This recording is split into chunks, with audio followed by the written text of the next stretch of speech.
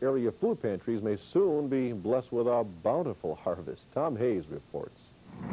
Ripley's Produce has a problem. There's probably 30,000 watermelons out here yet that are going to go to waste if they don't go somewhere. Most are not going to market. A cool spring meant a slow start. Then another dry summer stunted growth. While it was still dry in this part of the country, in melon-growing regions, the drought was over. So supermarket chains had plenty of options when it came to getting melons on time. So when Ripley's were ripe, the market wasn't. Labor Day is about the end of the watermelon season. We still sell them after, but you have to sell them real cheap in order to keep them moving or else die with them. Ripley continues to sell some of his new seedless variety, but the rest won't likely leave the field. So he's putting out word.